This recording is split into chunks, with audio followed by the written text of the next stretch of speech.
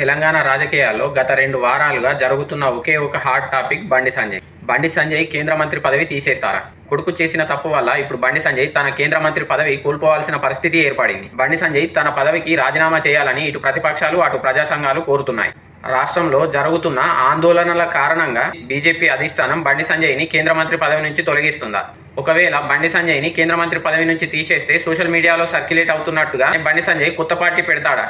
తెలంగాణ రాష్ట్రంలో బీజేపీని క్షేత్రస్థాయిలో బలపరిచిన వ్యక్తి బండి సంజయ్. అలాంటి నాయకుడిని బీజేపీ అధిష్టానం వదులుకుంటుందా? బండి సంజయ్ని మంత్రి పదవి నుంచి తీసేసే సాహసం చేస్తుందా? ఒకవేళ బండి సంజయ్ని మంత్రి పదవి నుంచి తీసేస్తే ఆ అవకాశం ఎవరికి దక్కచ్చు? తెలంగాణ సోయున్న ఈటెల రాజేందర్కా, లేదా బీజేపీ భావజాలంతో ముందుకు పోతూ బండి సంజయ్ లాగే ధర్మపుర అరవింద్ కూడా 2 సార్లు ఎంపీగా గెలిచాడు. తాను గెలవడమే కాకుండా నిజామాబాద్ నియోజకవర్గంలో ఎమ్మెల్యేలను కూడా గెలిపించాడు. మొన్న జరిగిన మున్సిపల్ ఎలక్షన్లో కూడా మంచి ఫలితాలను సాధించాడు. ఒకవేళ అధిష్టానం ఈటెల రాజేందర్కు మంత్రి పదవి కేటాయిస్తే బండి సంజయ్ ఊరుకుంటాడా?